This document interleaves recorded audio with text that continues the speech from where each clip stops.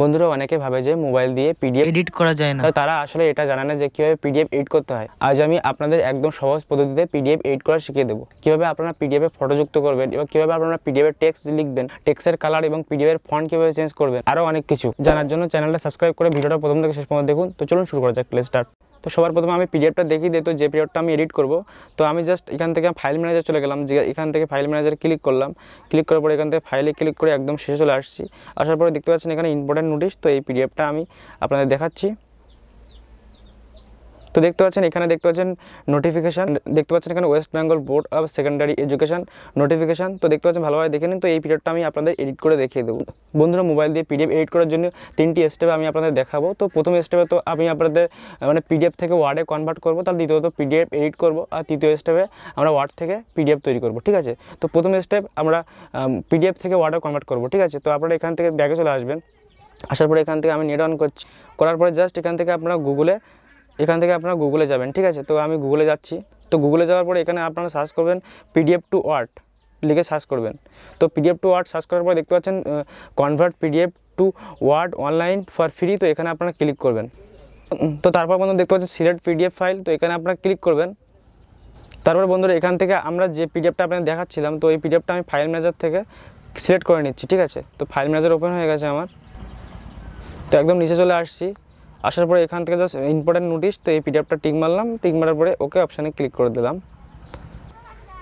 তো তারপর বন্ধুরা দেখতে পাচ্ছেন এখানে কনভার্ট টু ওয়ার্ড। তো এখানে আপনারা ক্লিক করবেন। ক্লিক করলে কিন্তু আমাদের পিডিএফটা ওয়ার্ডে কনভার্ট হয়ে যাচ্ছে। এবার আমরা ওয়ার্ড ফাইলটা কিন্তু এডিট করব। ঠিক আছে, তো এখান থেকে কনভার্ট হয়ে গেছে। তো ডাউনলোড ওয়ার্ড লেখা আসছে। তো জাস্ট এখানে আপনারা ক্লিক করবেন। ক্লিক করার পর নিচে দেখতে পাচ্ছেন এখানে ডাউনলোড। তো এখানে ডাউনলোড করে নেবেন। তো দেখতে পাচ্ছেন এখানে ডাউনলোড কিন্তু হয়ে গেছে। ঠিক আছে, তো জাস্ট এবার আপনারা এখান থেকে ব্যাগে চলে আসবেন। তো এবার আমাদের দ্বিতীয় স্টেপ। ঠিক আছে, তো দ্বিতীয় স্টেপে আমাদের কী করতে হবে, আমাদের হচ্ছে মানে ওয়ার্ড ফাইলটা এডিট করতে হবে। ঠিক আছে, তো ওয়ার্ড ফাইল কীভাবে এডিট করবেন তো আমি আপনাদের দেখাচ্ছি।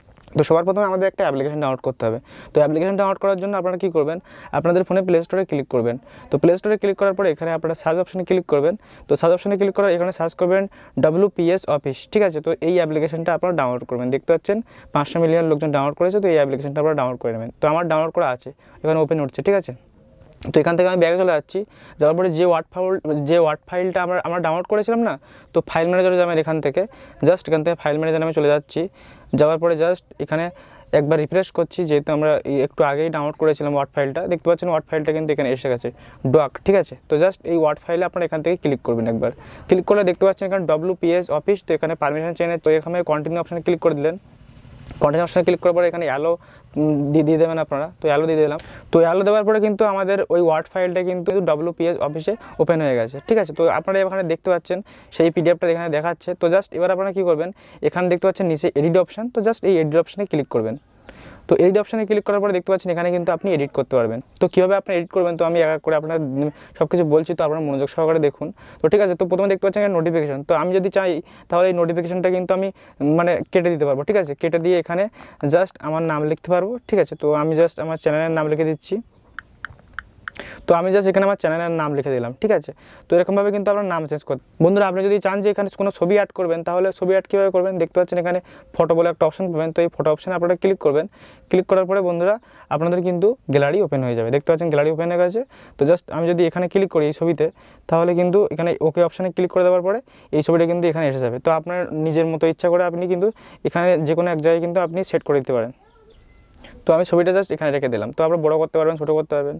তো এবার আমি আপনাদের দেখাবো যে কীভাবে আপনারা টেক্সটের মানে কালার চেঞ্জ করবেন। ঠিক আছে, তো আপনারা কী করবেন, এই টেক্সটে এখানে ক্লিক করে ধরে রাখবেন একবার। ঠিক আছে, তো জাস্ট এখানে ক্লিক করে একবার ধরে রাখবেন।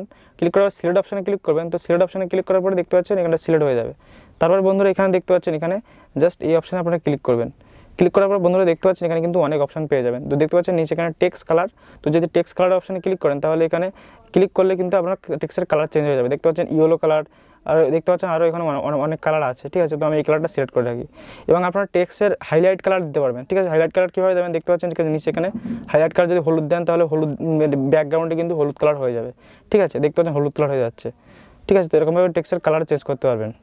আর আপনি যদি চান যে এই টেক্সটটা একটু বড় হবে, তাহলে কীভাবে করতে পারেন দেখতে পাচ্ছেন সাইজ। তো সাইজ অপশানে ক্লিক করবেন।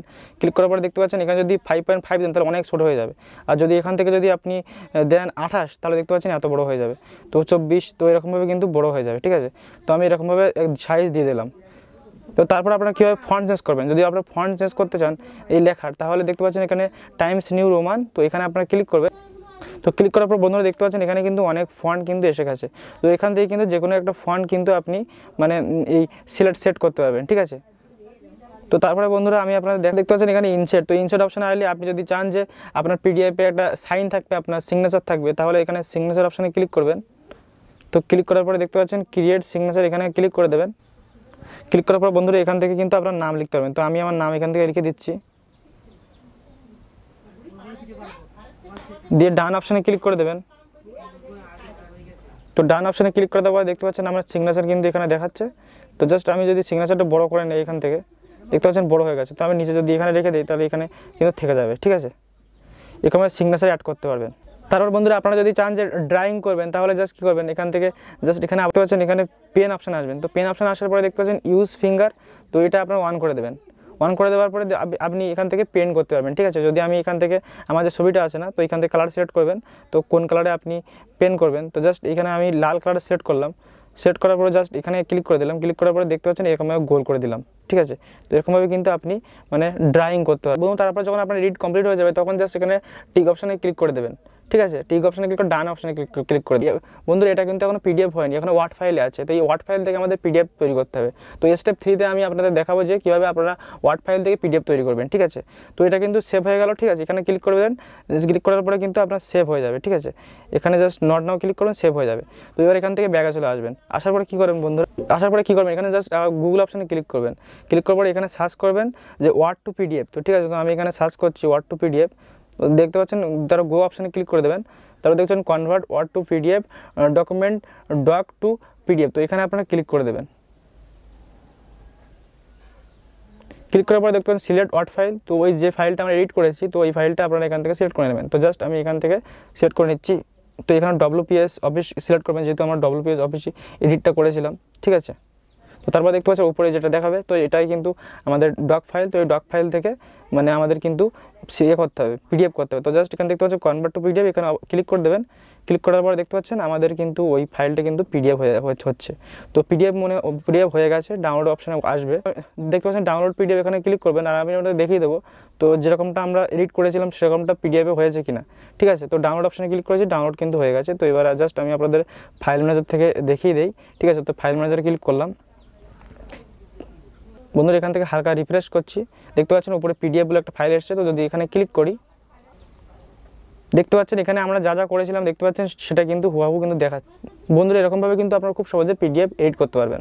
ছবি তুলে পিডিএফ তৈরি করতে চাইলে এখানে ক্লিক করে এই ভিডিওটা দেখতে পারেন। আর যদি আপনাদের এই ভিডিওটা কোনো রকম উপকার এসে থাকে, তাহলে আপনারা লাইক করতে ভুলবেন না এবং সাবস্ক্রাইব করে দেবেন। Thank you.